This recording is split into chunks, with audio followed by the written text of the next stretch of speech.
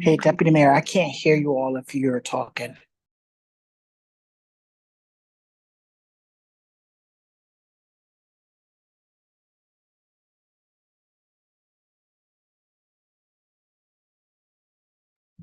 Hello, can anyone hear me? I can hear you, Ken, but I don't think their mics are on. Okay, perfect. Thank you.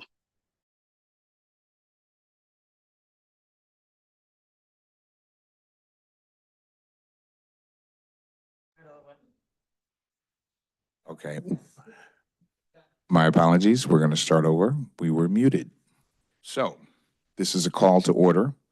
We have Councilman Mahon, Councilman McCleary, and the chair, Anthony Harrington, present. Councilman Oliver is not currently here. We anticipate that he will be arriving. And then we have Councilwoman Elizabeth Waterhouse, who had previously indicated that she wouldn't be able to come. So we will continue. So that is our roll call. I don't believe we would be making any particular decisions tonight anyway. So yeah, okay. So we're good. So the first item on the agenda is a discussion regarding the Hartford Job Corps memorandum of understanding with the town of Bloomfield and Bloomfield Public Schools. We did anticipate that there would be some representation from the Board of Ed. They may, in fact, come during the course of this meeting, but no one is here at this time, and this was our first agenda item. So I would like, if at all possible, if we could call on our representative from the Hartford Job Corps to maybe speak a little bit about it.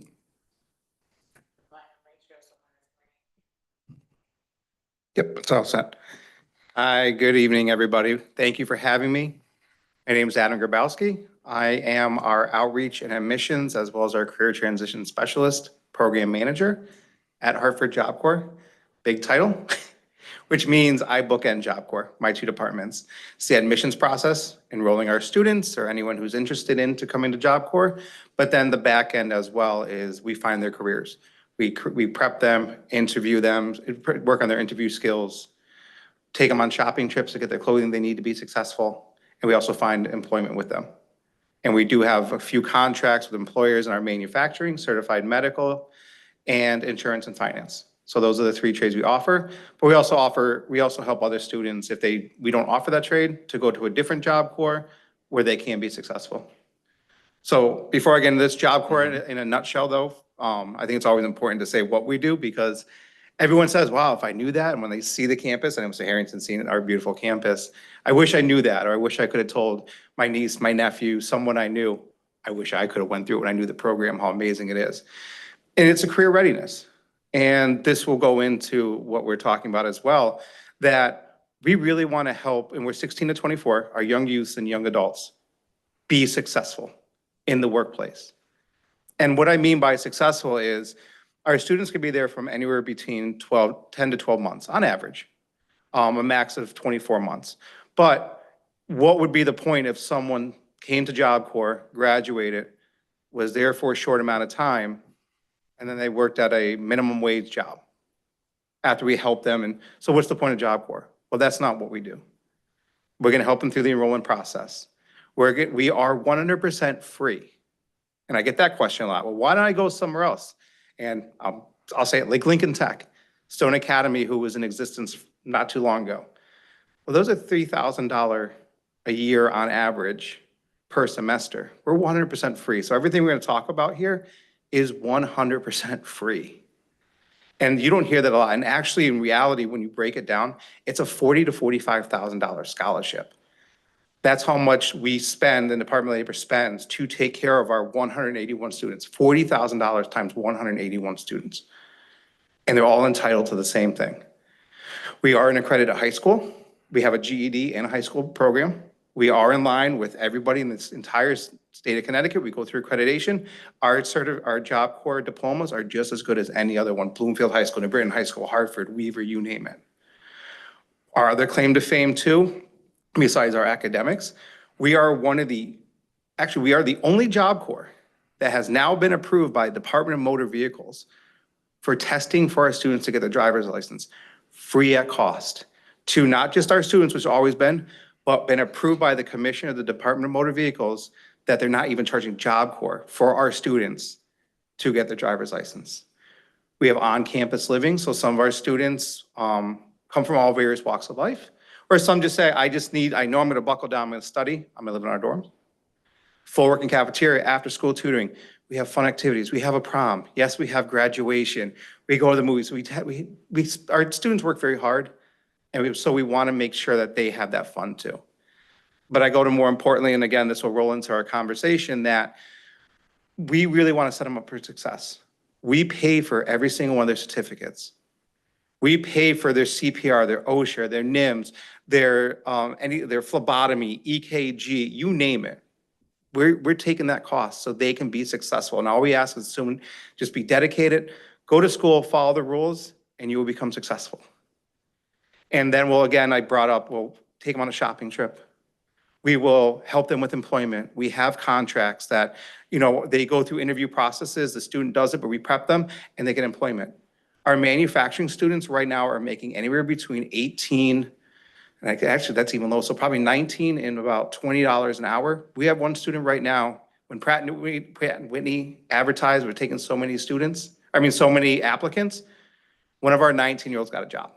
$39 an hour at the age of 20 right now. That's awesome. Certified medical, we do a lot with Trinity Healthcare, Hartford Healthcare. $21 an hour, $22 an hour is the average they're making. Our insurance and finance are anywhere between 17 and 18. Our success rate nationally is 87%. Hartford Job Corps, we're probably in the 90s. That's how great our students are. Mr. Harrington heard it. My staff in getting students in the success rate, we are number 5 in the nation, getting our students in and staying for pretty much the completion. To my other department of finding students jobs, we're number 1 in the nation. Hartford Job Corps, our little campus right down the road, number 1 in the nation of getting our students to be successful in employment prior to leaving or college. And we do help with college. So that's a success. Now, bring into what Mr. Harrison brought me in, and again, thank you so much, is it's an amazing opportunity of a dual enrollment program where the students right now will go to East Hartford High. We're excited for Bloomfield to join on, if approved, where the students will get their education through Bloomfield High School, just like a normal school day, but like a dual enrichment program is the best way to put it. So in the mornings, they would be going for their academic classes. The afternoon, they come over to Job Corps. They're one of our students as well, quote unquote. They can get their driver's license. They have their cafeteria.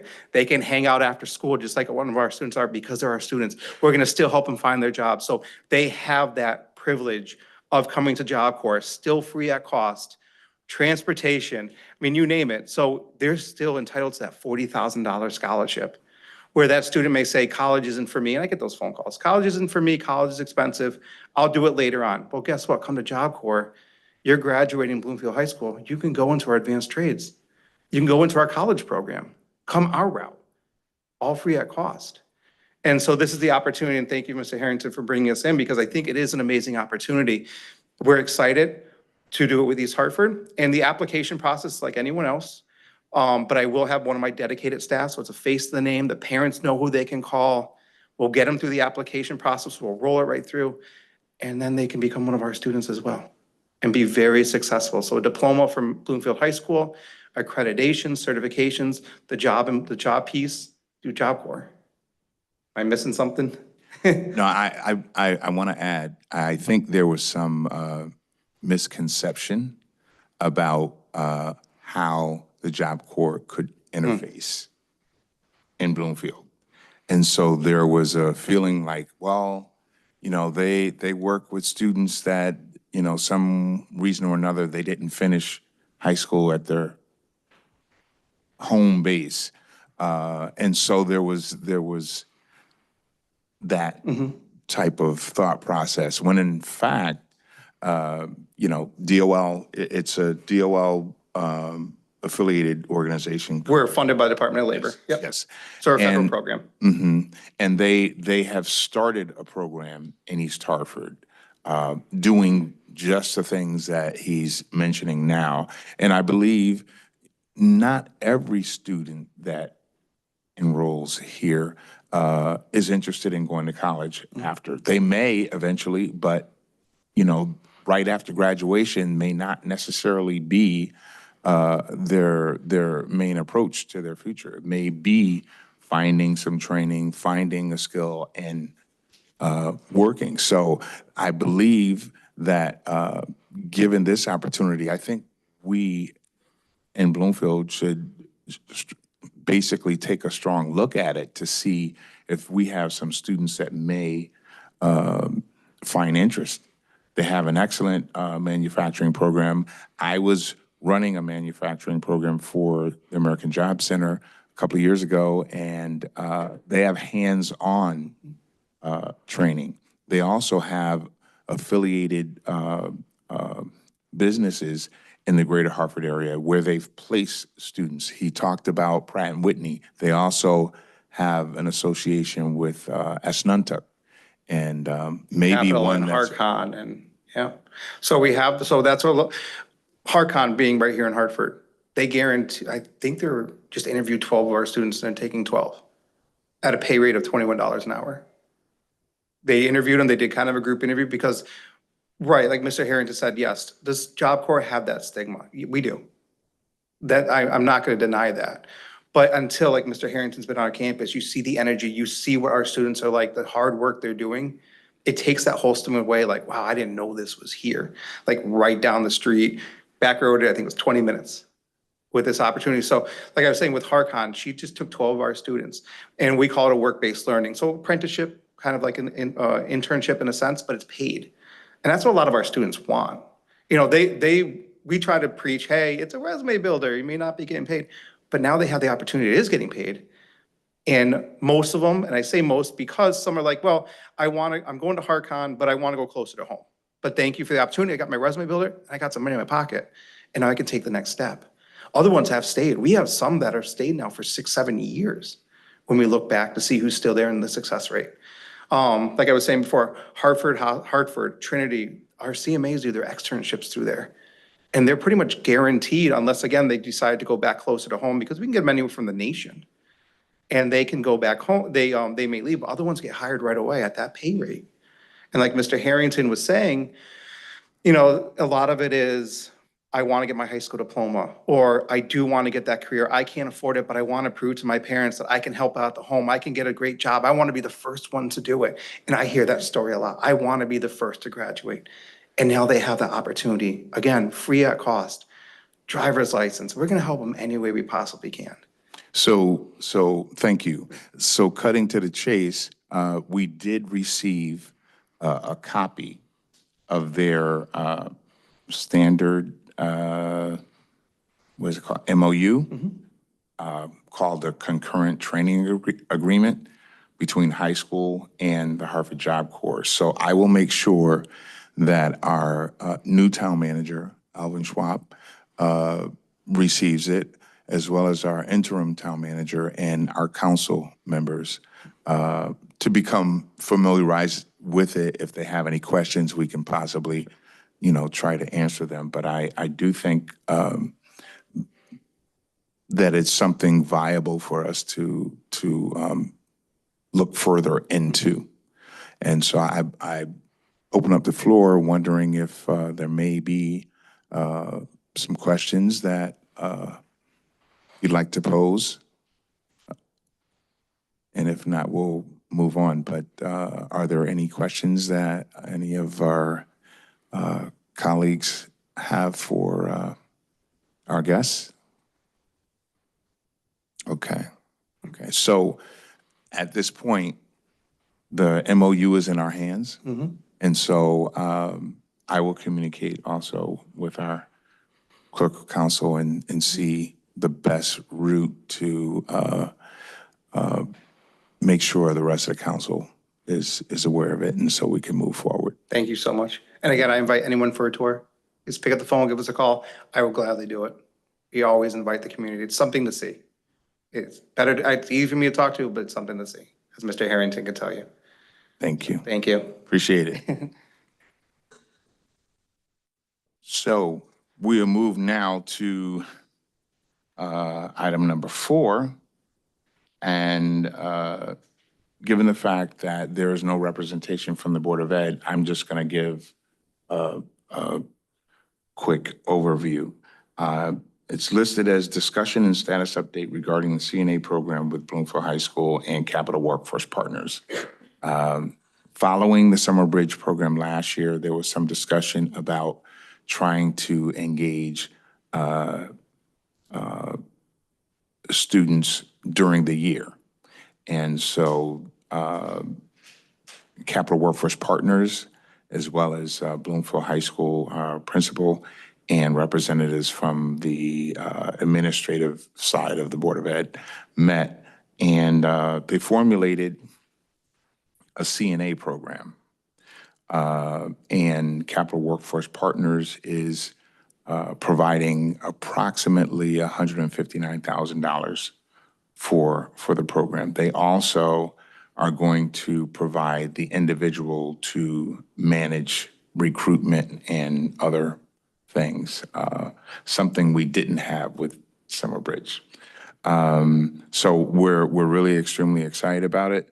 I do have to follow up with the board as there have been some changes in personnel. So we just want to make sure that it still is slated to begin.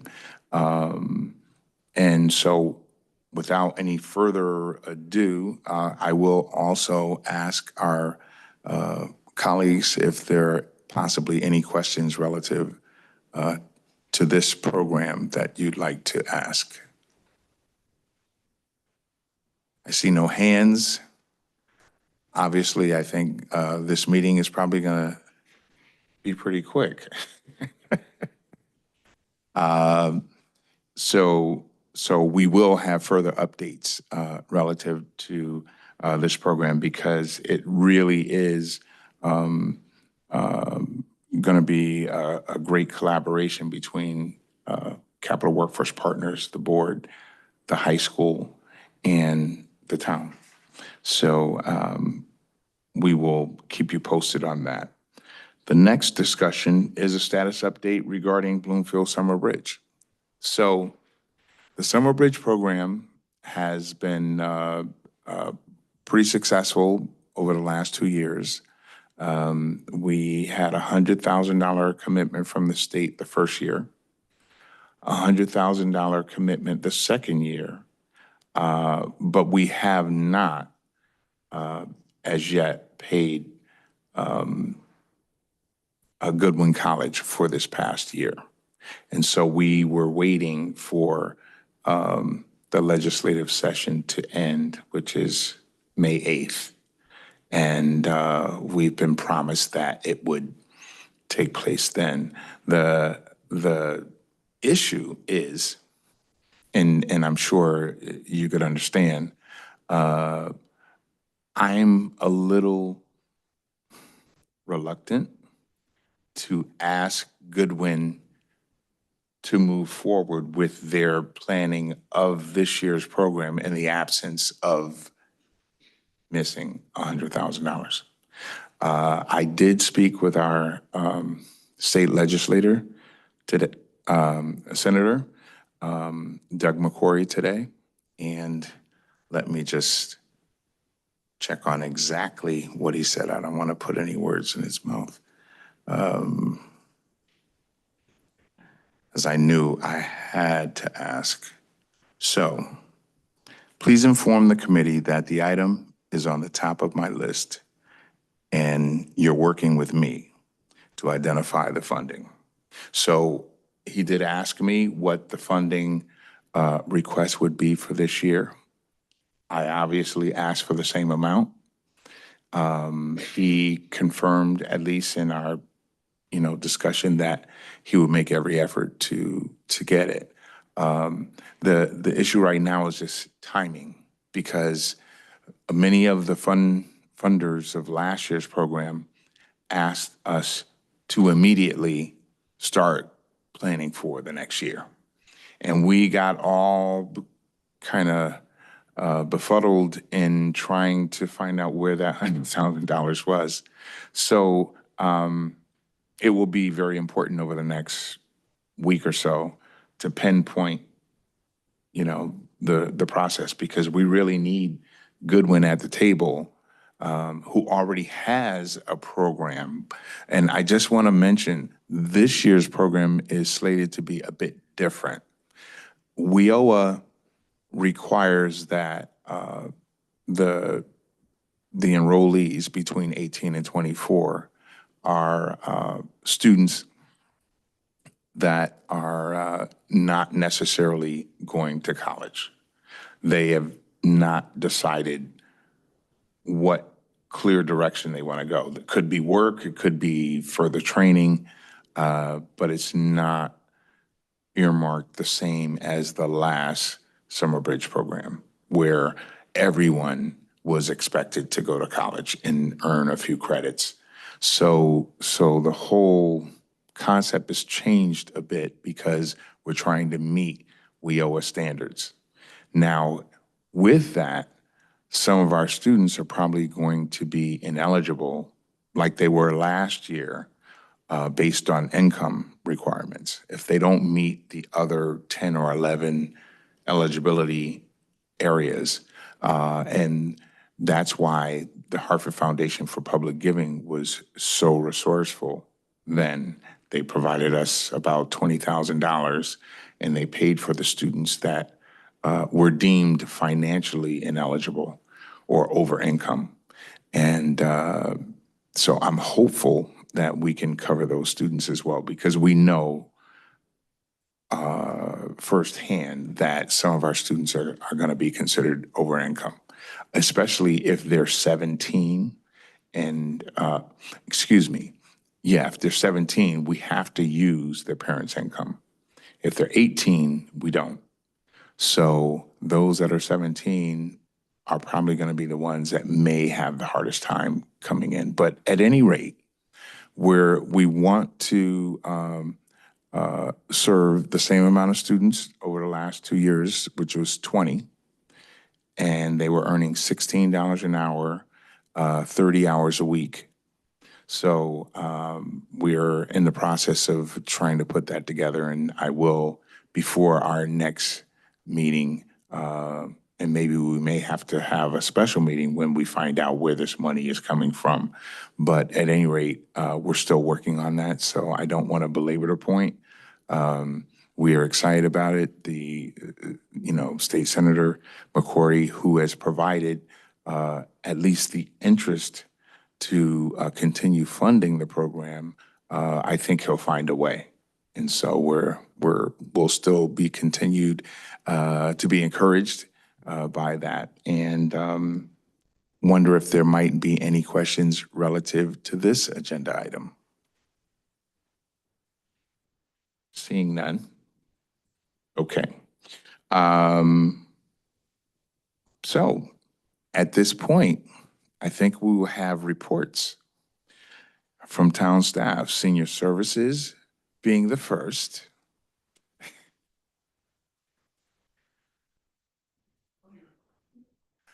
No.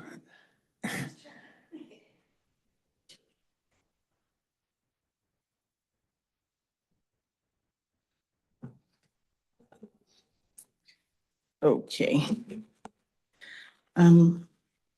First and foremost, we want to report that CRT has regained funding, and so our lunch program, our CRT Cafe, is back in business. Today was the first day that we would only have 10 participants, but starting tomorrow and moving forward, we'll be able to have the full complement of however many people want to sign up. So we're thrilled about it. Very, very excited. We're concerned, and I thank the whole council for being concerned and trying to help us find ways to make this work. But thankfully, once again, they came up with the funding, and so we're thrilled. Wanted to mention that this Saturday, we're going to do our second Gentlemen's Breakfast Club program. It's a program that we started with funding from Doncaster Community Outreach Fund. It's a grant for $3,000, and our first trip was last month. We went to, where did we go? To Cracker Barrel for breakfast, and then we went to the Basketball Hall of Fame, and they had a really great time. So we said, well, what do you want to do this time? And they said they wanted to go see a baseball game. So we got all excited. We got everything together to go to the yard goats, and they were like, no, we were talking like Mets, Yankees, or Red Sox.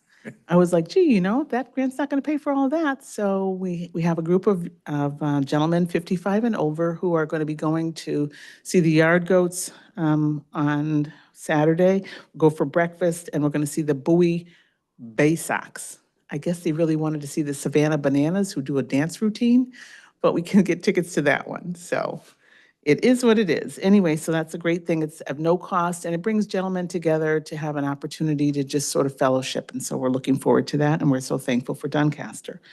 We also started today our Madam Butterflies program. It's a program that we do in cooperation and coordination with Social and Youth Services. We have Dawn Cooper-Grodger, who is the Assistant Director of Social and Youth Services, as a representative. And we also have Pat Managia, who is a retired social worker from Social and Youth Services.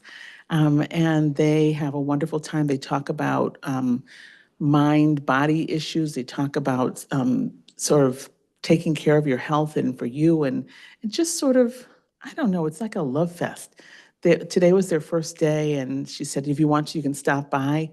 And they were there just smiling and happy and talking about, well, you should join us, you should join us. And so I'm not going to break up your fun, you just keep on going on.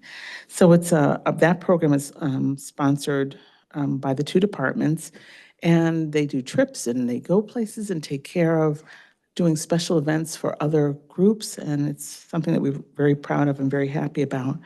We also have a grant of $5,000 from AARP Connecticut, and that has provided us with the opportunity to do things like our drumming class. It's a drum to your own beat, and so a gentleman comes with, I think it's 30 variety of different drums, and people just start drumming, and it's been phenomenal. People are coming in the hallways and standing there and listening, and people who never thought they would touch a drum or had any interest in a drum have signed on. And so in order for us to be able to accommodate as many people as possible, only 30 individuals per time, we're asking folks to not double up. If you went to one, skip and see, put your name on the wait list, and you'll be able to get in, hopefully on the next one.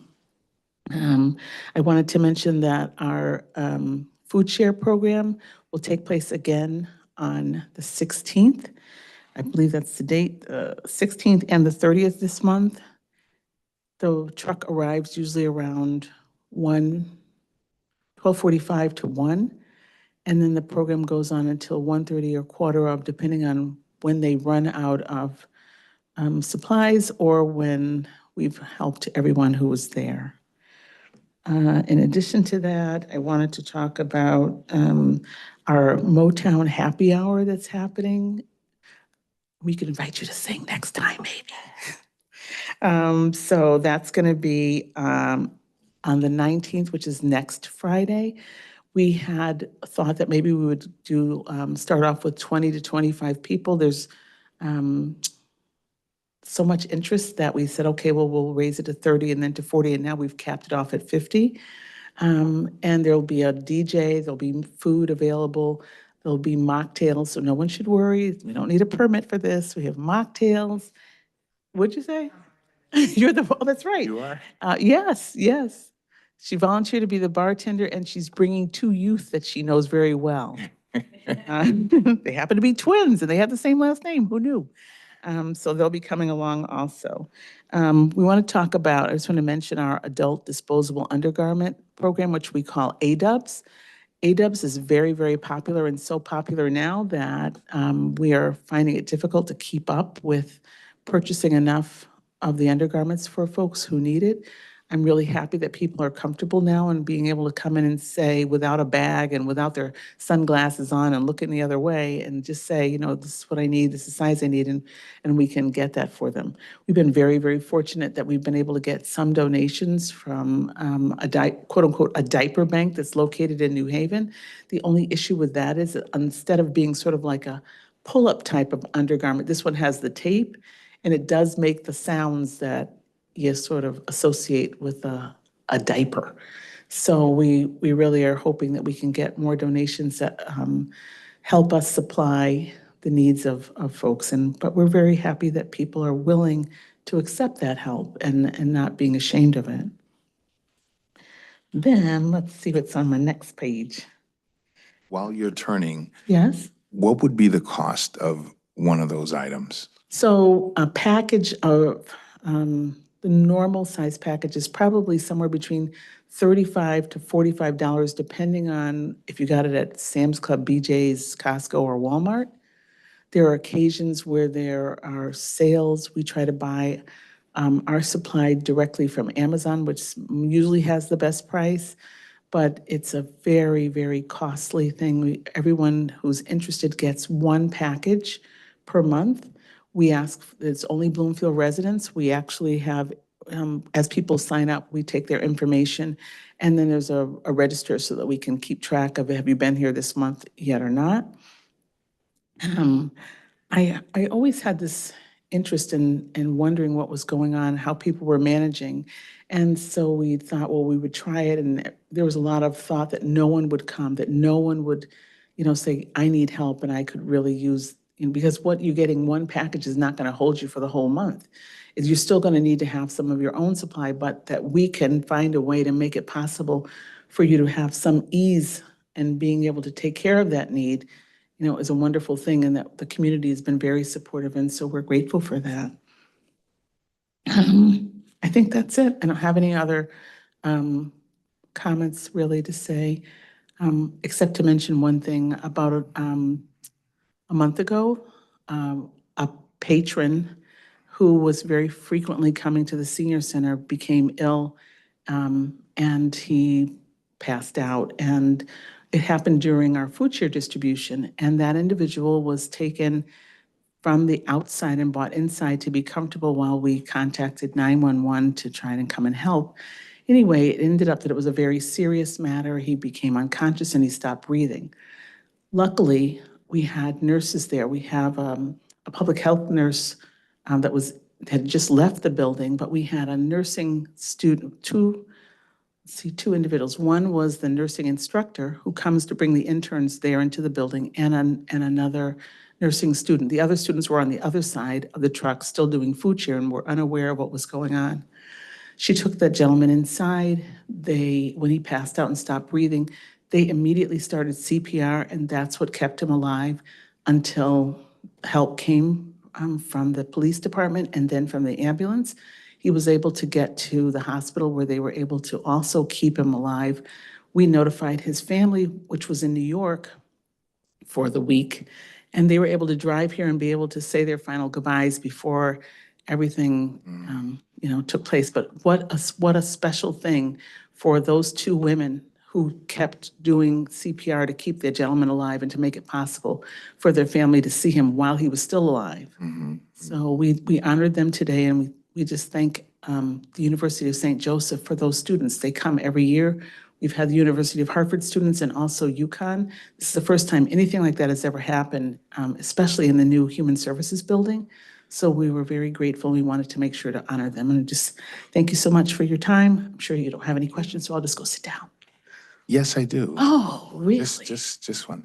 I've been, I won't say accosted, Uh-oh. but there was a resident who firmly believed that our seniors were being left out.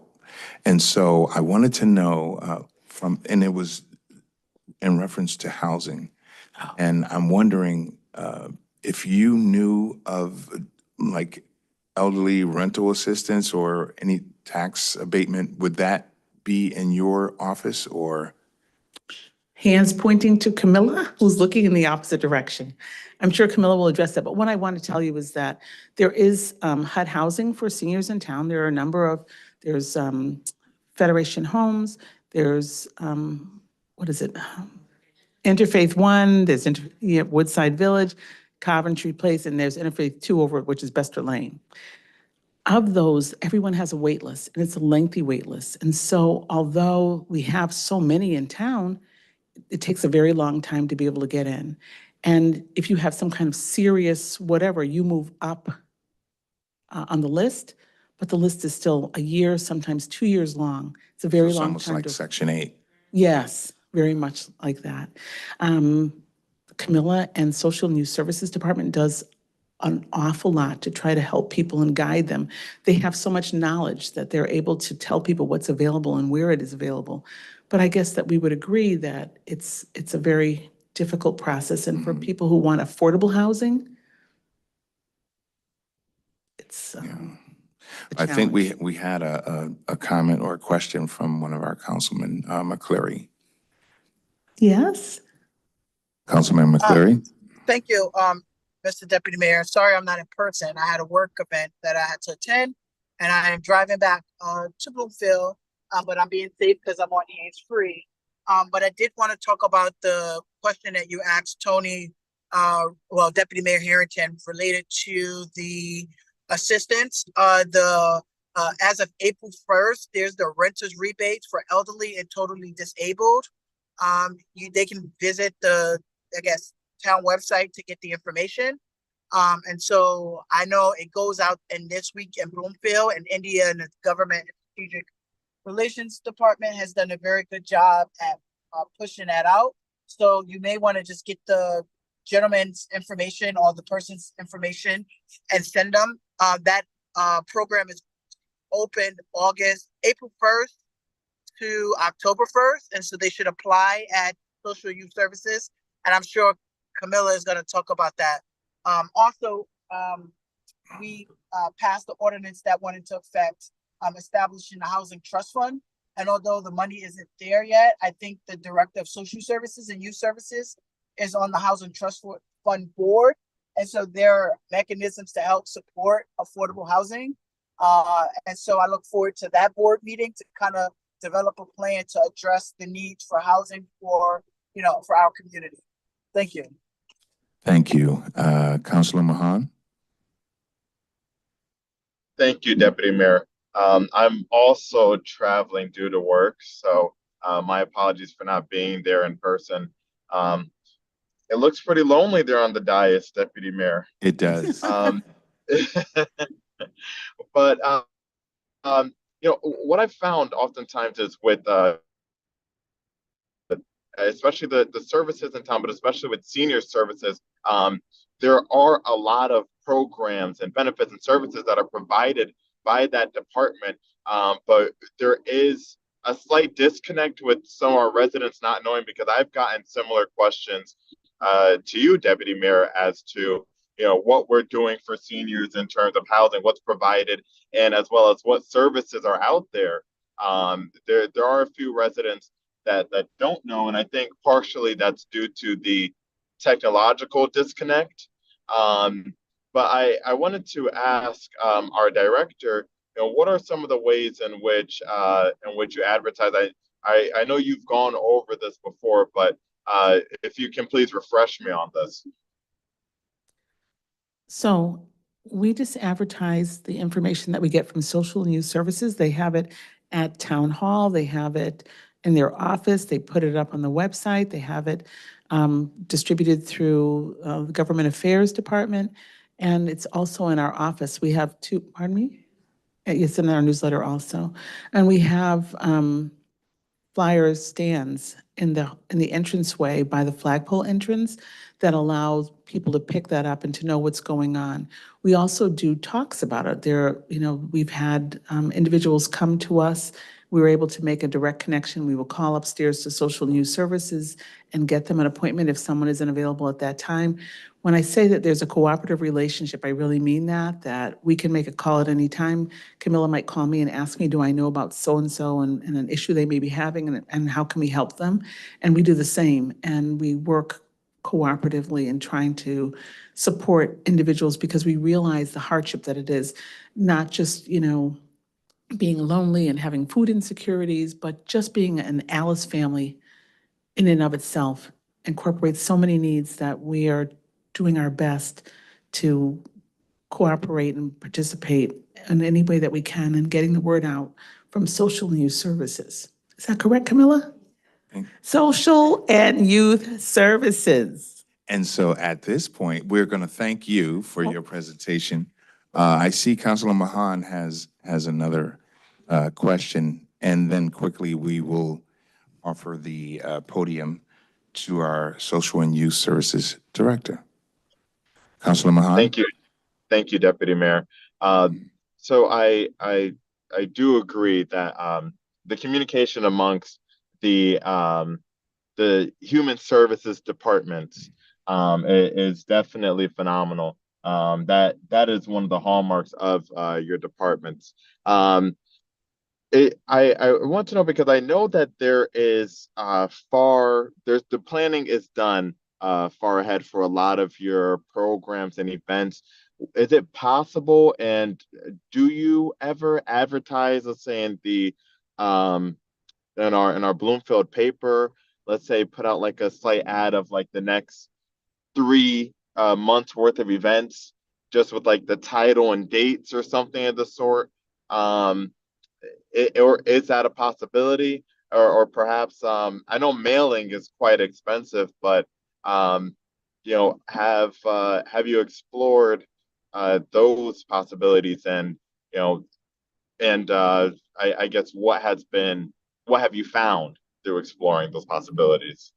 So with regard to the digital divide that has separated folks who don't have access to technology and or don't know how to use a technology that may have been gifted to them by family members, we try to make sure that our newsletter is available. We used to have it in the libraries. We have it at Town Hall. We have it at the Senior Center.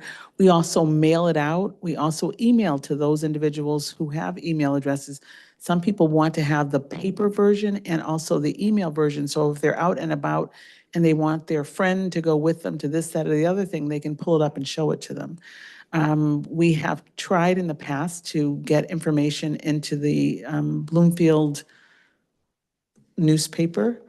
Sometimes it's successful and sometimes we aren't. I can say that at this moment we are short-staffed and working on trying to fill that position. And so we will certainly look at that again and having someone who's dedicated to taking care of that. We haven't had that person since November.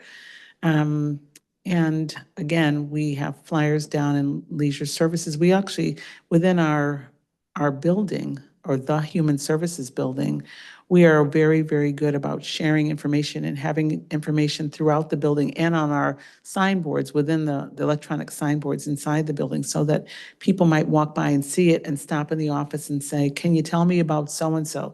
Leisure Services will send someone to us. If it's a question that's related to us, we'll do the same for them, same as Social and Youth Services.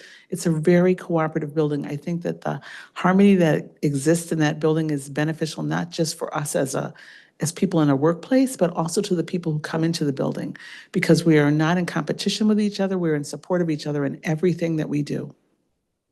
Thank you. Thank you. Camilla, that would be you agree. next. The light shines a little bit brighter in that building. The last thing that I want to ask is we have a committee on aging. I don't know, is it possible to I don't want to say delegate, but I guess include them in some of that communication and some of those communication efforts to try to reach out? We meet with the Commission on Aging. The Commission on Aging meets every month, and it meets at the Senior Center at noontime on the first Wednesday of every month. We are always in communication with them, and they're helping to get the information out. As a matter of fact, we've had one of the volunteers who sits on the Commission on Aging is willing to work starting right now to go out and try to solicit funding for our 150 turkeys that we distribute every year. Unfortunately, Food Share is no longer able to provide us with that really, really needed commodity. And so one of the volunteers has approached us during the meeting and said that she'd be willing to spearhead going around and trying to raise money so that we would be able to not just give away 150 turkeys at Thanksgiving, but some of the fixings that come along with it. Last year, Food Chair gave us some what we're going to say, some gift cards to help us, but told us that they would not be able to help moving forward. And so we were able to go out and buy some of the side things, and we also took some from our own budget to make sure that we were able to get everything. We really don't want to disappoint. We like to say yes whenever it's possible, and so yes, we do work with our Commission on Aging, and they're very, very willing to help out in any way that they can. Thank you. Thank you very much. Mr. Deputy Mayor, can I, Yes. sorry about that. Quick question, related to the communication. Do you have a senior section in the Bloom? I know we send out quarterly newsletters, the Bloom, to households. Are you able to put your information in there? Because I We think absolutely do. Good. We absolutely do. It's in there now. Good. And hopefully that's, you're putting things in for the quarter so that seniors understand, because I know India's department is doing, again, a very good job at getting, the information out there through the Bloom. So I'm happy that you're utilizing that. And then as it relates to the turkeys, if you're not able to raise the significant for the 130, please let me know, because my fraternity, our foundation does turkey giveaways every year, and we may be able to, and I know you're familiar with the first, because I think you're a part of the first fam. I am not going to get involved in this conversation. And so you should just let us know, and we'll just put you on the list and make sure that we deliver the turkeys to you, because every year we have an excess of turkeys. So just make sure whatever isn't able to be raised, I can assure you that the BSL Education Foundation and a chapter will be happy to cover the deficit of what you don't have. Thank you, and I appreciate all the work that you do for our seniors and our town. Thank you. It's a team effort. I also wanted to just make a comment that we also send in information to the Government Affairs Department with regard to what's coming up for the week. So we do that every Friday, and I think the document comes out on a Monday, so that's in there also. But again, that's another electronic issue. And so without the paper, some people still aren't going to know. And I think I forgot to mention that we deliver to every household in senior housing in Bloomfield, so that whether you subscribe or not, it's delivered to every single door in senior housing in Bloomfield. Thank you so much for your time. Thank you very much. And now, of course, some of your thunder has been like, it all I think dovetails Yvette into. did my report already, so I have very little to share. Thank you, Yvette. That's teamwork. So let me address some of the questions that you all had first, and then I'll go a little bit more in the report. Had with me Angelica Thompson, who's our youth services coordinator, who will share some of our youth services programs and activities as well. Communications, like Yvette, like Dave, we share everything through India's office with government affairs. The Bloom quarterly newsletter works two ways. One, we have to be diligent about submitting information so that our residents can see that information. The quarterly newsletter is mailed to every household. But the second part of the newsletter is people have to read it. So I know for a fact that at 330 Park Avenue, all three of our departments, we are very diligent about putting in programs that are coming up for the next 3 months, because it is a quarterly newsletter. So often people come to our office or tell us they don't know about this, they haven't heard about that, what are we doing about this? And it's in the newsletter. So you have to read it. So the newsletter goes to people who aren't getting the email blasts, who aren't able to go onto the website to see all that's on there. You have to read what's in the newsletter so that you can stay up to date with all that's available to our Bloomfield residents. And there's so much that's available. So I would encourage you all that as you're talking to your constituents, that you encourage them to look out for those newsletters, that's so colorful and beautiful, and a lot of money is spent to mail it, to also read it. Secondly, I want to talk a little bit about housing and the renters rebate program. I don't want to give the misconception that renters rebate gives you a monthly payment, because so many people think that it does, to help you with your rent. Renters rebate is an annual program. It's happening right now as we speak. It began April 1st. It goes through October 1st. It looks at what a senior who is 65 years of age or older, or if you're under the age of 65 and you're on Social Security disability, it looks at what you paid for rent during the year of 2023. What you paid for rent, what you paid for utilities and or heating, water bill, as well as your income, which includes your Social Security. You have to be on Social Security, be it Social Security disability or aging Social Security when you're 65 and older. It looks at what percentage of your income, your annual income, went towards your rent and utilities. And from that, you can get a one-time payment, which is called the rebate, up to $700. It could be anywhere from $150 to $700. That's a one-time payment that the state of Connecticut Department of Office and the Office of Policy Management mails out to individuals starting in October, any time between October and January. So in no way does $150 to $700 even pay for any rental costs, maybe a portion of rent, maybe a utility bill, but it is something. You can apply through our office. In terms of advertisement for this program, again, it's in the newsletter that goes out weekly. It's in the quarterly newsletter. It's on the website. We mail information about the renters rebate program to everyone who applied last year. We also hand deliver information to all of the senior housing sites. We average anywhere between 400 to 500 applicants who apply for the program.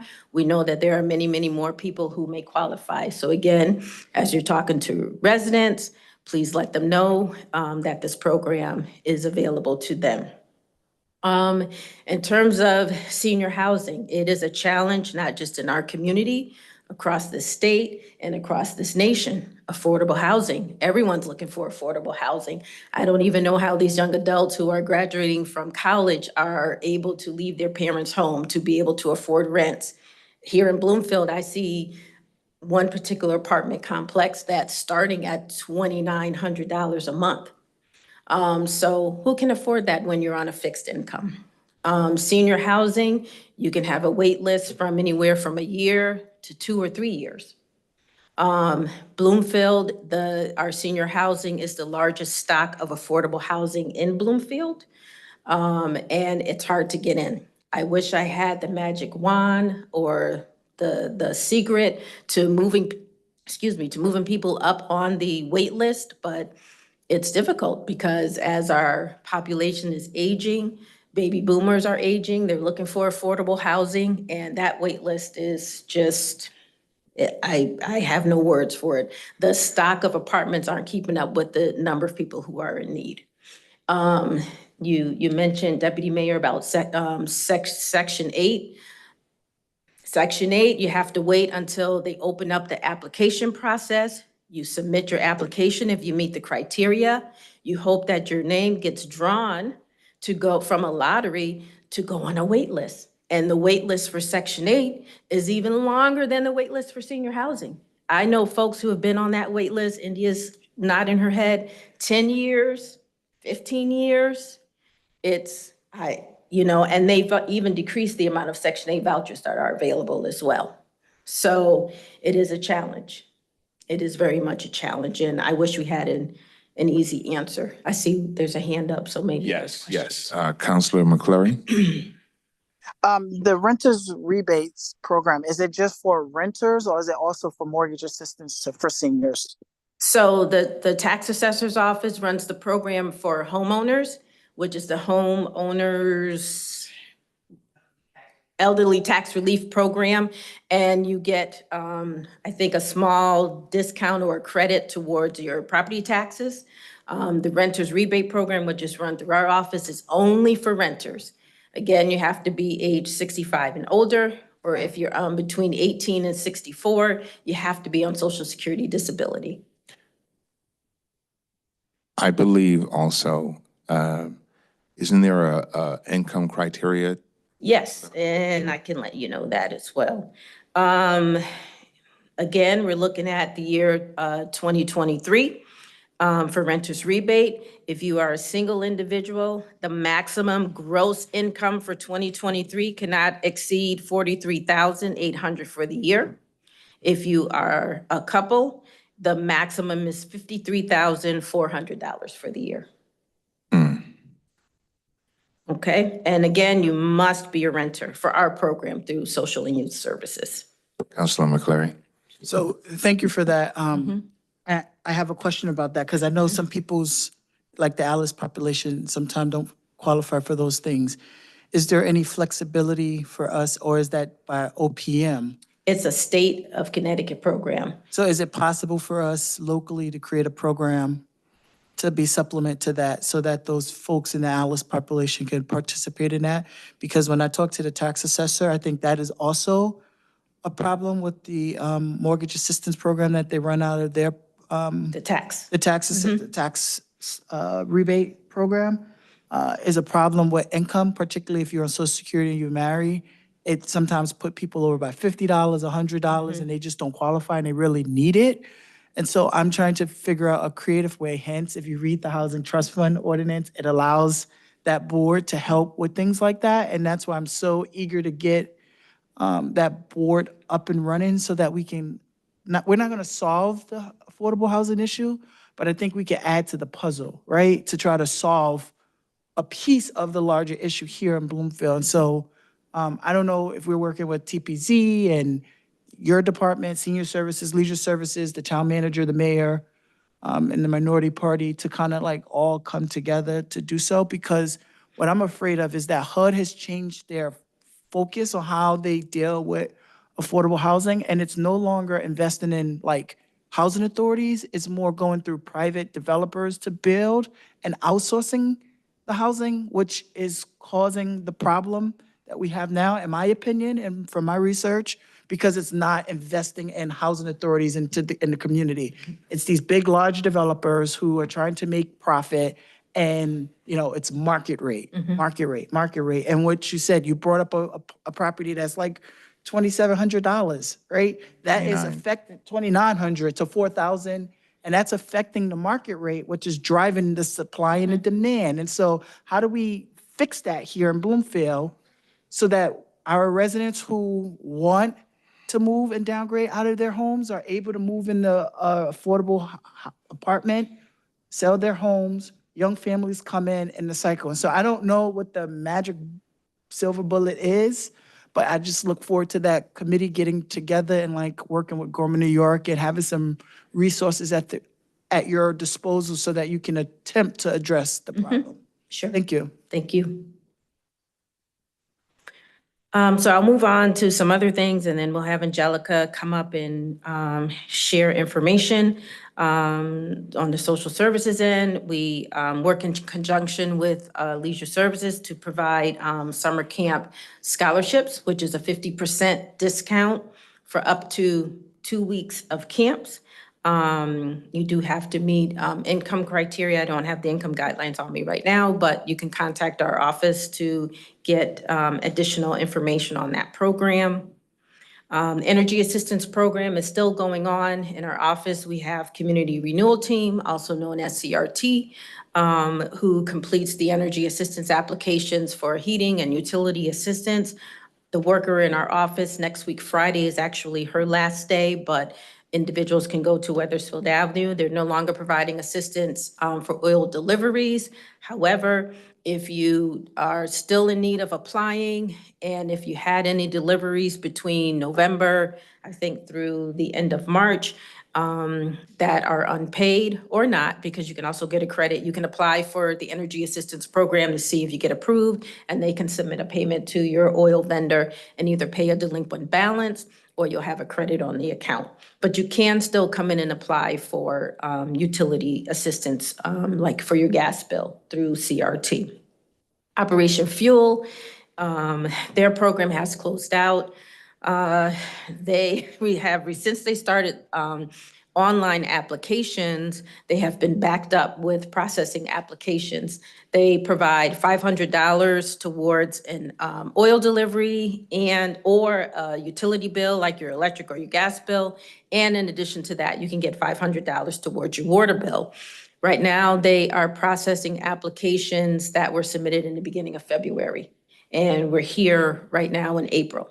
So they're still processing and getting through those applications. So although you can no longer apply for oil or utility assistance, they are still accepting applications for MDC bills. And you can get up to $500 towards your MDC bill.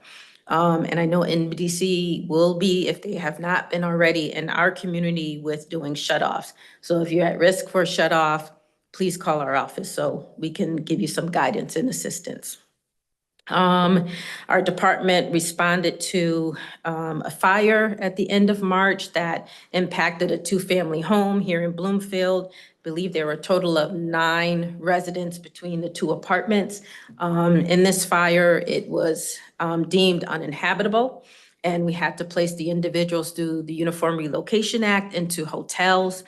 We are in week 2 with providing 3 rooms at a hotel while we're waiting for the landlord to do what they have to do so that the families can move back into their home. A real little quick snippet on relocation assistance. When a home is deemed uninhabitable, either because of a fire or because of code violations through the health department, building department, or whomever, and if a homeowner or a landlord is unable to provide the relocation assistance, which means putting their tenants temporarily into a hotel, the municipality is required by law to step in and to provide that hotel assistance and place a lien on the property so that we can recoup our funds with interest. 9 times out of 10, the landlords are unable to afford the cost, and we always step in to provide that. We just recently, a couple of days ago, had a home that was placarded because of health issues with an elderly couple in the home, and we had to place them into a hotel room because of the health and safety conditions of the home. So there's a lot going on with housing. There's so many levels to this, and so many needs out here, and the demands are ever increasing. So we've been really active in working with the health, building, fire, and police departments to kind of address some of these housing, health, and safety issues. In addition, we deal with evictions and foreclosures in our office. We've had quite a few so far this year. I think we're up to almost 20. We're in April. And those are challenges as well because people are getting evicted because they can't afford the rent. They want to stay in Bloomfield, especially if they have children. They want their children to remain in Bloomfield Public Schools. And it's really difficult, one, to find affordable housing, but once you have an eviction on your record, it's close to impossible to try to find housing because there aren't too many landlords, especially if they're managed by a lot of these property management companies who they won't even look at you if you have an eviction. And if your monthly income is not 3 times the cost of the rent, you definitely won't be looked at. So there's levels to this with housing. Hopefully through the committee that you mentioned, there's some way to magically address a lot of these issues. I can go on forever. Well, go Councilman ahead. Larry did have a question. Yeah, so my hope is if all things work out, that we have identified at least $500,000 to put in that trust fund to try to start helping, right? That's like one of the largest significant investments in probably Bloomfield's history from a public sector It's amazing. to kind of help with the housing needs.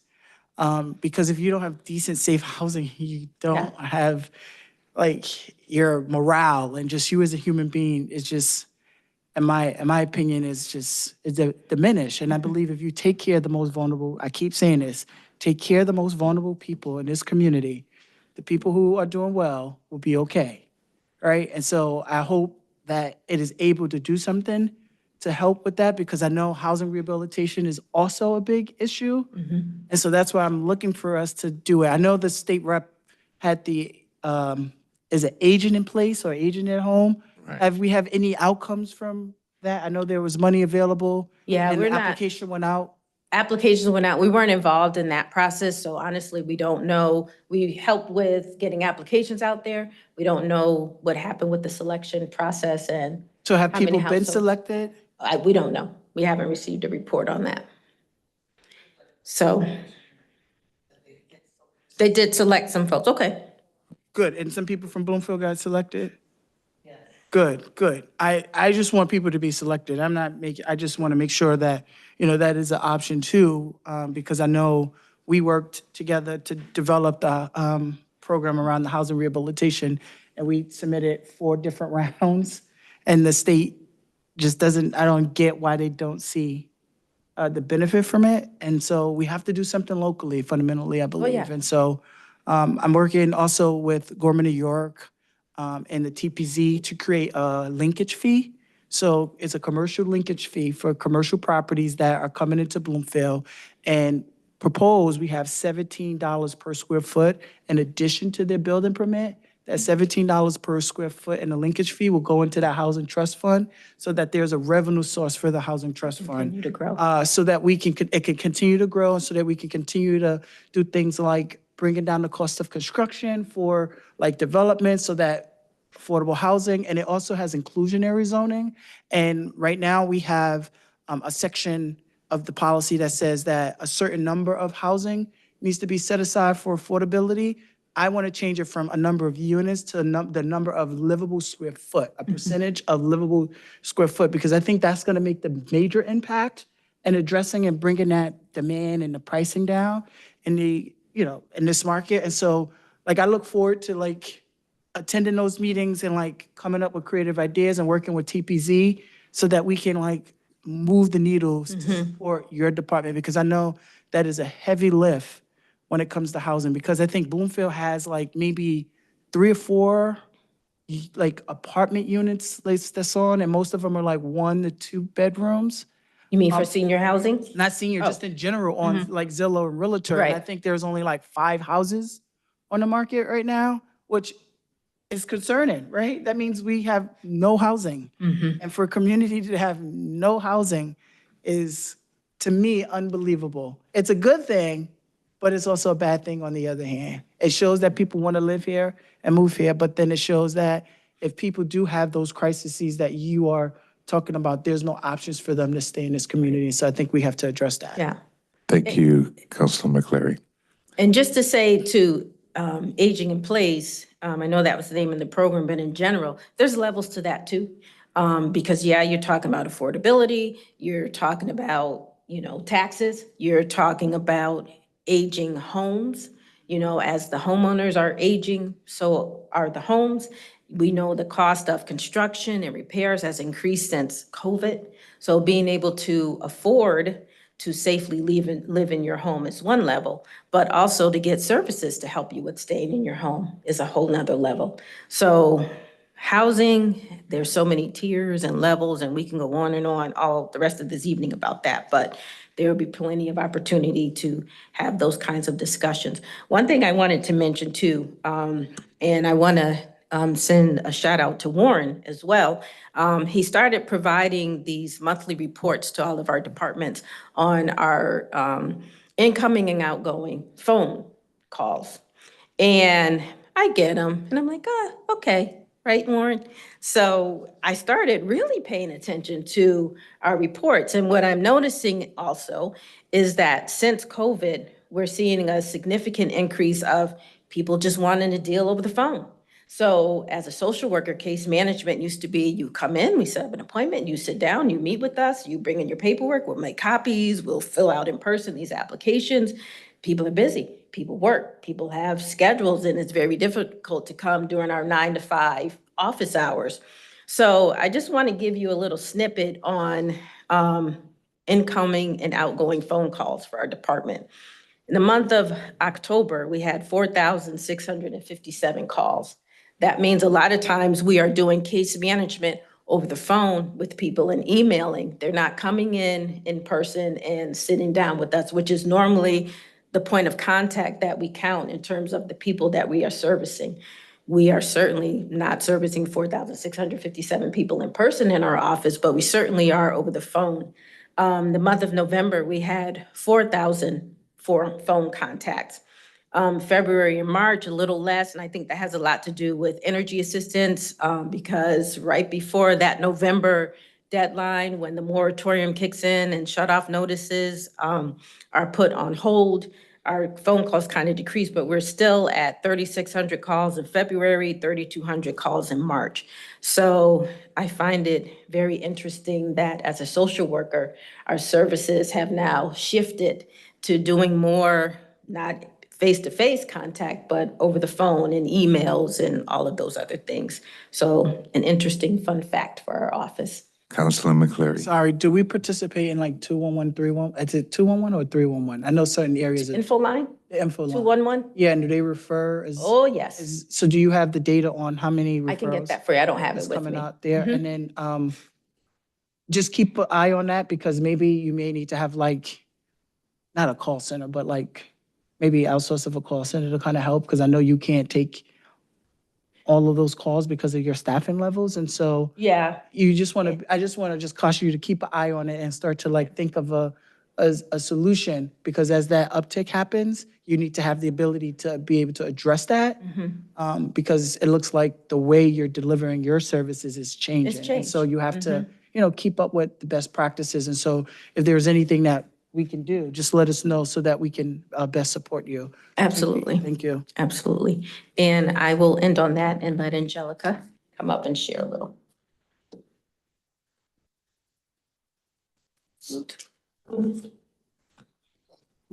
Right, good evening. I'm just going to go over a few of our programs that we have for youth services. We do have our foster care support network.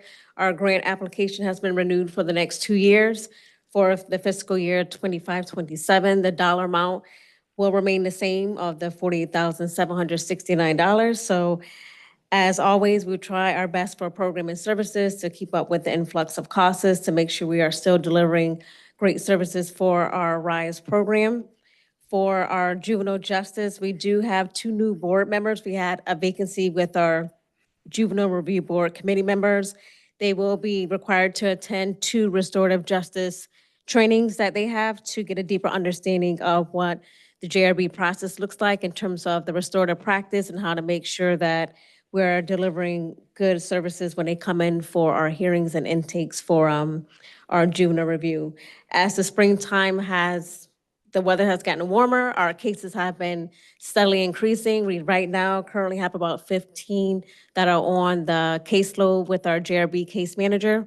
So typically March, I call it March Madness, but behaviors increase, a lot of things are happening. We get a lot of referrals in through the school, the police department, that we get our referrals in for our JRB services.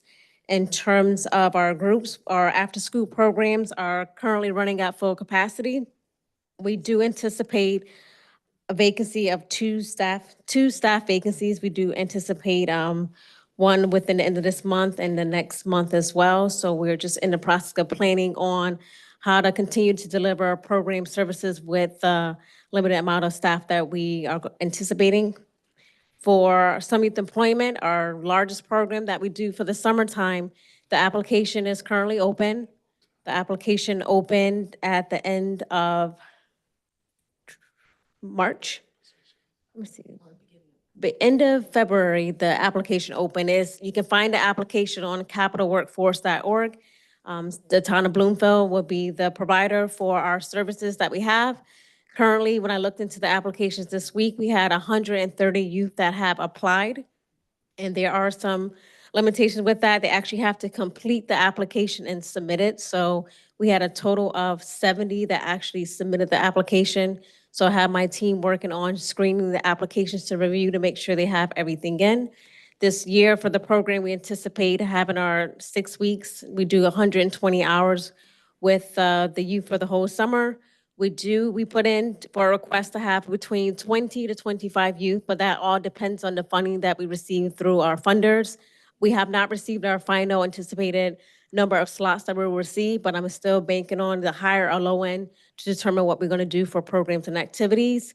We'll be accepting youth ages 14 through 17. We do 2 different tiers. We have our job readiness piece for the 14 and 15-year-olds. We teach them financial literacy, interviewing skills, how to get those soft skills, how to keep a job, how to get a job, all of those important things of how to get that employment happening. And we also explore different career options. We want them to really learn about what is their type of career path that they may want to do. It may not be the traditional post-secondary options, so we do provide them with different career options that they can do when they graduate from high school.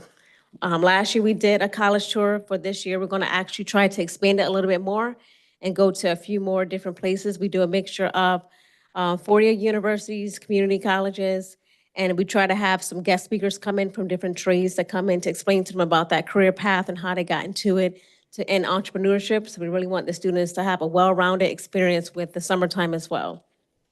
For our work sites, we do have that for our 16 and 17-year-old. We rely heavily on our different town departments to take youth in for the summer, and we do have a few small local businesses in town that actually take on some of the youth as well. So we're able to place some of the students to get some of those experiences.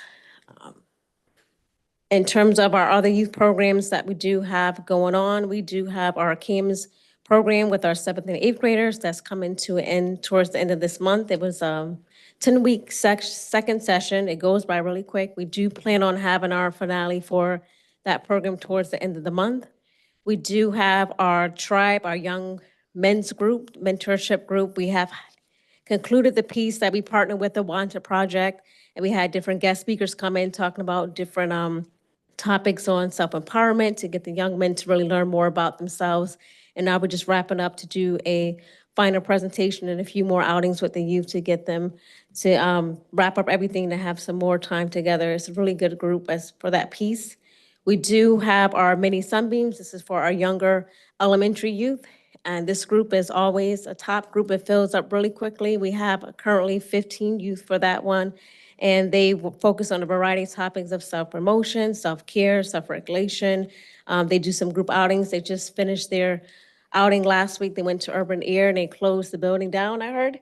So that was a great time for the girls for that one. We do also partner with the Bloomfield Public Schools with our parent series.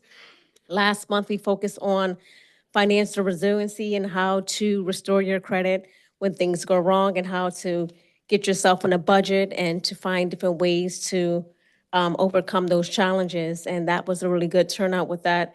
It was in partnership with the Connecticut Money School. We had a speaker come out for that piece. This month, we are focusing on another parent series topic. It's going to be on healthy boundaries and healthy relationships. That is going to be on April 18th from 6 to 7:30, right at 330 Park Avenue. We do provide childcare and dinner as well. It is a free workshop. We tried to spread the word around to get many people to come out.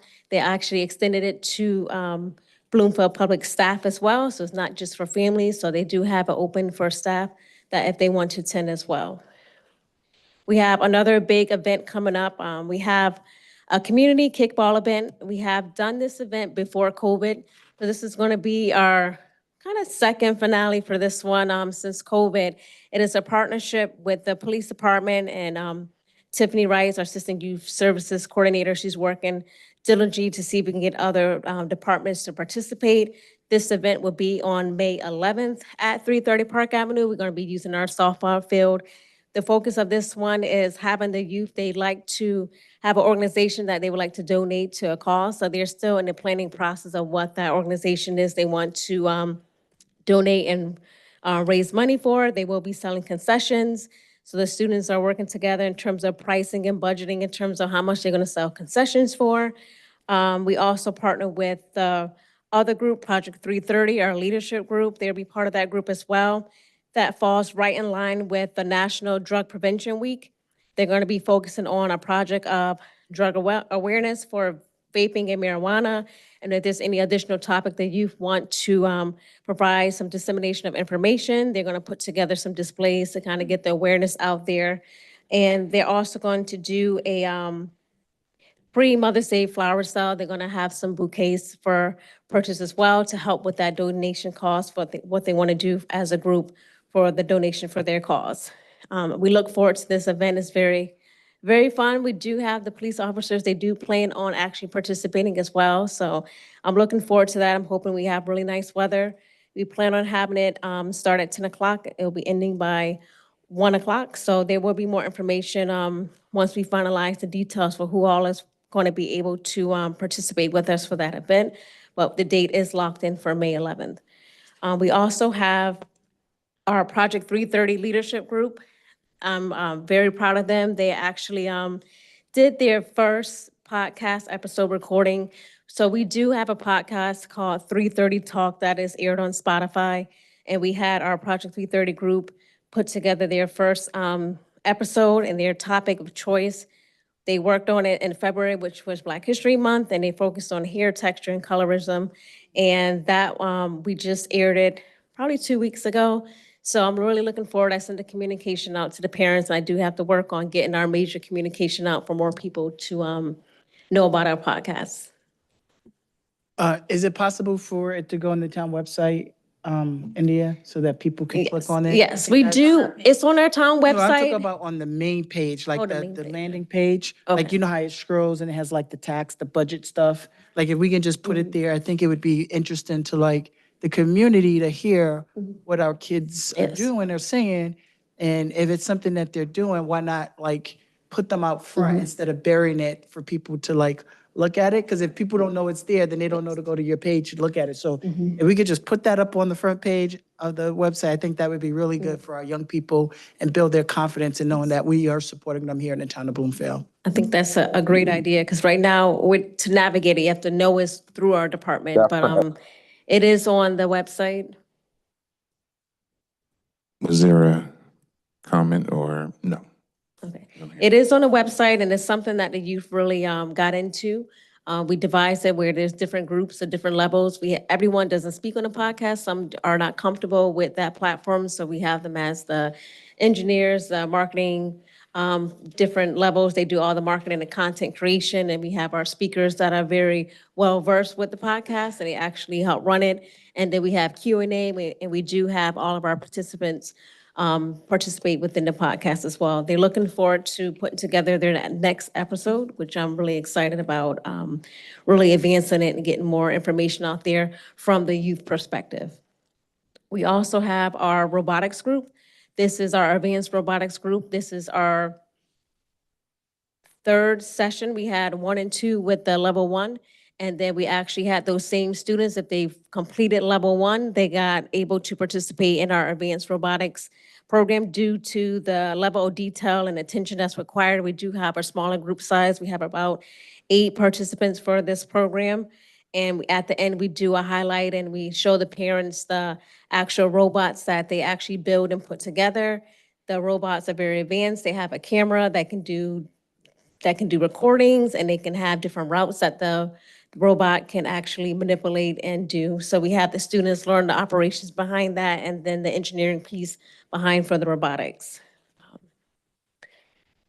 And then my last piece is we do also do intergenerational trips as well. We are in the process of hopefully planning one more big finale before the end of June to do one last intergenerational outing with everyone. Those are always a great success for the community as well.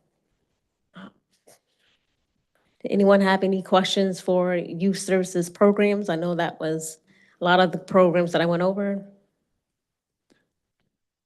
I can't believe there are so many programs that you all are conducting.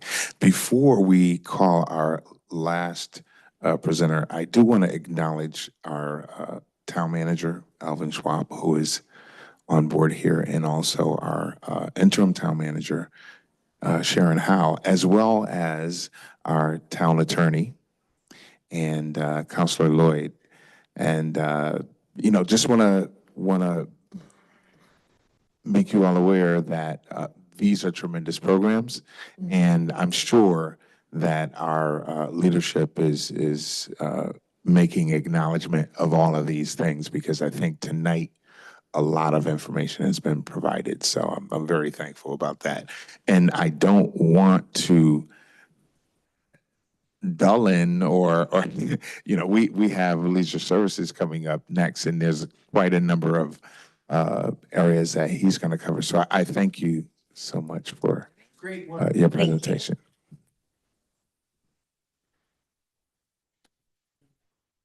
Now we have Mr. Dave Malesko with Leisure Services. Good evening. I probably won't go through full gamut things, but I just want to touch base on a couple of the high-level programs and activities that we have going on right now. Since the last time we've met, I know that this has been mentioned already at the council, but the town was awarded $4 million for the Rockwell Park Revitalization Project through the state of Connecticut Round 4 Community Investment Fund. We originally asked for just over 7.5. It was $7.6 million. So we received partial funding for it, which is great. We're very pleased to be able to get any funding in order to get that going. That funding will help permit the town to move forward by addressing new basketball courts coupled with athletic lighting for those courts. The car's there, the keys there, but I'll go drive over there now. Attorney Crumby, you're on mute. Okay, so he's close. Okay. Attorney Crumby? Yeah, cool. Thanks, brother. Thank you. There we go. So we'll be addressing basketball courts, coupled with athletic court lighting, parking, stormwater retention, roadway speed hump going across Rockwell Avenue with rapid blinking yellow lights for pedestrian safety and more for that. So we're extremely pleased. We're kind of in a holding pattern right now. We can't move forward. We can't until the contract is signed through the state, and that needs to be awarded still and needs to be appropriated through the State Bond Commission. But I'm actually meeting with Melinda Wilson on Thursday morning for a one-on-one to review the project expectations, what's going to be happening. We met as a large group of all of the awardees 2 weeks ago, but I get my one-on-one on Thursday, so I'm really looking forward to that. Working with the Department of Public Works and the Trees for Bloomfield Committee, we will be submitting a grant application. It will be going in either by the end of this week or the first part of next week through the state of Connecticut Deep Urban Community Forestry Program. A request is for $200,000, which will include a forest stewardship plan, which covers over 900 acres of town property, 85 miles of right-of-way tree inventory, and to continue with the Trees for Free program. So we have high hopes that will continue. The Trees for Free program has been awarded funding through this program the last 2 years, and we saw this as a great opportunity to expand upon that, to really cover something that we've had in the capital plan, and we've been talking about this process for the last 10 years. So hopefully we'll be able to receive the funding for that. We continue with the nature lecture series that we do once a month. We do that between our department and Trap Rock Ridge, formerly the Wittenberry Land Trust program. I'll get to the summer concert series momentarily. We'll be doing again this year, the Juneteenth 5K. I'm gonna call it a road race, more for just a 5K. It'll be held on the Park School Complex grounds. It'll go around Carmen A. Race, through the area around Metacomet School, down School Street, Park Avenue, and there'll be a loop for there. So we'll be doing that again. We've been fortunate enough to receive quite a bit of sponsorship to help, to help offset the costs for that.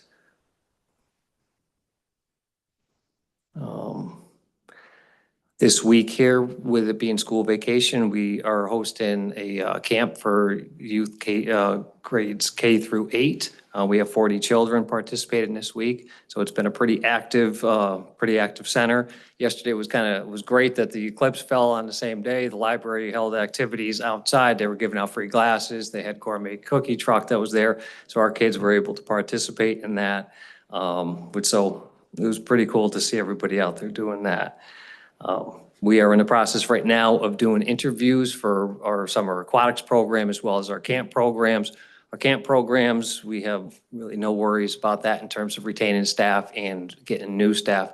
We are having difficulty with getting the lifeguards and specifically WSI's water safety instructors. They are the qualified individuals to actually teach the Learn to Swim program. So we have our fingers crossed right now.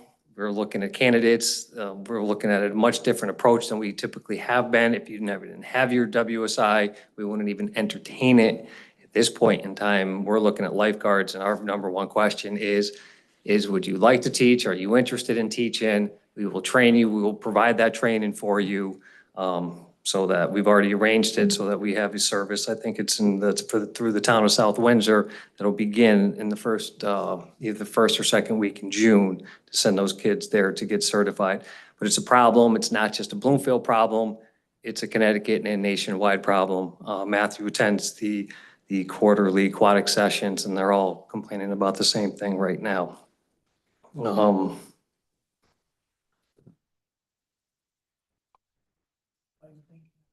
Let's see, some other things. I've been working with, this is not our program, but we are we'll call it a sponsor through the Bloomfield Public Arts Commission. They are hosting an event at La Salette Park on Saturday and Sunday, May 11th and 12th from 12 noon to 4 p.m. The event will be held rain or shine. I know it was sent out this past week as part of the weekly newsletter. But like I said, that'll be at La Salette. I'm assisting them with a lot of the logistics. We're supposed to meet with Public Works today, but due to schedules, we'll probably meet there sometime next week just to review the plot plan that they put together. We met a few weeks ago. I was concerned about parking. So the commissioners or the chair of that committee was able to reach out to Doncaster. And so Doncaster has agreed to permit the patrons to park in their parking lot. Right. So that's pretty key. I also believe that they're working with the PD in order to assist with traffic control. I know that our deputy mayor will also be performing on one of the days over there, but I'll let him get a little bit more into that with you. Let's see what else. Working with the Trees for Bloomfield program as well as the Beautification Committee. We have a community cleanup day that's coming up on Saturday, April 27th. You can register by calling our department or you can go online at bloomfieldrec.com and pre-register for it. As of this afternoon, we already have 50 people that are registered to come on out and to help and assist with the cleanup. So we working specifically with Sharon Mann in Public Works. We're identifying areas in town that really need a hard-hitting day of quite a few people going out and cleaning up the area. Phoenix Crossing is one of the areas. We'll be going through several of the parks as well on that. And then after that, she'll also be doing something for the Tree Arboretum a little bit later in the afternoon. So look for the information has been readily available for that and coming out in the weekly as well. And Shred Day, May 4th? May 4th from 9 to 12 here at 800 Bloomfield Avenue Town Hall for Shred Day. Additionally, and electronic recycling. So why I'm at it as well is the same day as the cleanup day. I believe that through the police department and the Bloomfield West Hartford Health District, they're also having a drug take back day as well on the 27th. So that's going to be held at the Carmen A. Race Intermediate and Middle School parking area. So that'll be some pretty big events coming on up here. And the last thing I'd like to say is we're finalized the summer concert series. Our first summer concert series begins on Thursday, June 20th. Kicks off with Mass Confusion, and the last one is scheduled to be held on Thursday, August 29th, concluding with Shaded Soul. We do also have two built-in rain dates into there as well, so if we have to, we'll go into the month of September. And then also Memorial Day, we're also in the process right now of taking register and parade participants. We believe that we have a speaker for the event. I know that we have I believe that we're going to have the parade marshal. I'm not ready to announce that yet because I believe that the person's going to accept, but they're still wavering a little bit. So And that concludes my report. Thank you. I believe Councilman McCleary had a question. The Arbor Day, Cleanup Day, the Shred Day, and the drug buyback, or the drug give back program, why is it not centralized? So that people are not going like multiple places, so that everybody is coming to one location for efficiency? The shred day, I believe, is on a different day. Oh, it's a different day? Okay, I thought it was all on this. Okay, sorry about that. And they're actually going to be so we'll start at 330 Park Avenue, which is also with the drug take back, will be held at that location as well. And then we'll disperse throughout town at that point in time. Good. Second question, as it relates to summer camp, what's the age for hiring for that? And is that through Capital Workforce Partners? And is there income restriction Income restriction? to apply? So like, because I know CWP, you have to have a certain income in order to. For be camp counselor? Yeah. No, we're open. What's the age? For anybody, 16. Okay. We do begin hiring at 15 for our front desk attendants. So we're happy. We employ probably about, I believe 5, we try to get about 5 front desk attendants every year. This way we can kind of spread the wealth a little bit. This way we're, it's probably anywhere between 15 and 20 hours a week. Third question, how's the BGSA and the lights, and are they trained? Oh, thank you. I did mean to ask that. The light towers have been up for quite some time now. We are in a holding pattern right now. They are waiting for a unit called switchgear, from what I understand, and it's been on a severe delay. The lights themselves got installed during the month of January, and they came in during the early part of February, ran all the conduit down there. But until they get the switchgear, they were not able to complete the process. As of 2 weeks ago, when we roll back a little bit, about a month ago, they thought it would be in about 2 weeks ago, and then as of 2 weeks ago, they're not even giving me a date at this point in time. So we're waiting for the switchgear. Question about how do you plan on managing BGSA and Junior Warhawks all having a demand or need for the lights? Are you going to rotate and Nope. So we have it laid out. The field between the back of the building and the tennis court / pickleball courts is where the Junior Warhawks will play. And then on the fields to the right of the building is where the BJSA will play. Additionally, if we need to have an overflow for the Junior Warhawks, we still have the light towers. We may roll out the light towers and put them into either the softball field or the field directly next to it. And will there be a shut-off time for the lights so that they're not there till 10, 11 o'clock at night practicing because now they have lights? That's not accusing them of doing it, but is there going to be some procedures around? They'll be automated. They'll be scheduled. The lights will be scheduled to go off for 9 p.m. Okay. if the field is scheduled to be used. If the field isn't scheduled to be used on a specific day, the lights themselves will not go on. Good. But what's really cool about the lights is the lights will not shine into any of the neighbors' front See, it's going windows. down. They are straight down. There's shades on them. They have it down to an exact science right now.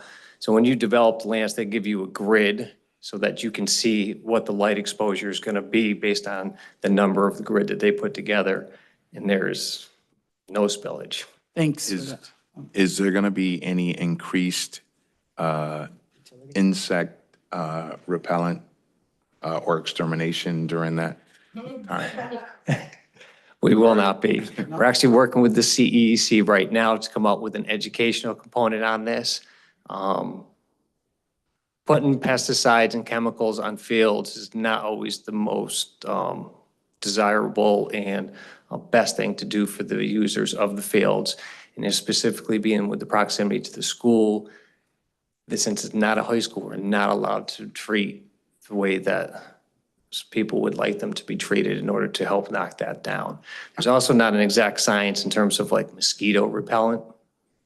So you could come in and, like I know a couple years ago when we had one of the major illnesses that was coming in from specifically being transmitted through mosquitoes. So some of the shoreline communities going out there and fogging. Those are temporary measures. They're not permanent. And just think in what it does to the wildlife and potentially the patrons that use the fields. It's not the best thing for us. Thank you. So will the lights be LED and Oh, yes. will, because I know they make certain LED lights that don't attract the bugs, is my understanding. I cannot answer that question. Okay, It was well, I never- wasn't It even gonna never get has into come it. up. I yeah, appreciate the I ain't question. gonna get into it because I don't want people to say anything.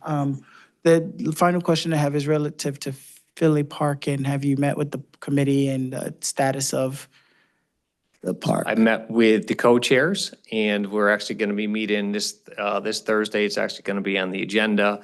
So the park itself is scheduled to, the majority of the work will be completed by August 1, but they have to be out of there by contract by September 1. So we're going to be looking to do a kickoff celebration during the first part of September, and at that point in time is when we would be looking to house a fishing derby as well as other things. So, and yes, it has already been discussed with them, and they love the idea. Thank you. Thank you very much. Are there any questions? Any questions? Okay, I don't see any hands raised. Thank you. Thank you so much. Now we'll move into other business. Is there any other business to be discussed? I will just say that I'm speaking to the Bloomfield Chamber of Commerce Executive Director about the possibility of developing another job fair. No date or location has been determined as yet. Ideally, of course, the gymnasium would be great, but okay. He says no space. No, I would suggest if you're having those discussions with Vera, and I will also mention it to her as well, get the dates into us as quickly as you can. Because it's already starting to fill up. We have outside agencies that are coming to looking to do stuff, and with our programs as well. The earlier we can get it, we can program around it. So we really start beginning to program during the month of June, going into that time. So Okay. it's kind of it helps us out if we know in advance, because this way we're able to Okay. schedule around. Thank you. Thank you. At this time would be on our agenda public comments. So if we have anyone that has any comments, please raise your hand so our clerk of council can review. Okay, it doesn't appear that we have any, but I have to make the statement again. Do we have any public comments? Do we have any public comments? And for the last time, do we have any public comments? Seeing none, we'll move to our next agenda item. That's the approval of minutes for January 9th, 2024. Okay, and do we have a second? So moved. Thank you, sir. And the chair approves as well. So we have approval, and now we move to adjourn. Is there a second? So moved. All right. Thank you very much. And thank you all for coming on board. I think it was a tremendous amount of information that was provided, and we certainly hope to move forward with our relationship with Hartford Job Corps, and also with all of the tremendous work that these folks from 330 provide to our town. Thank you once again, and good night. Thank you.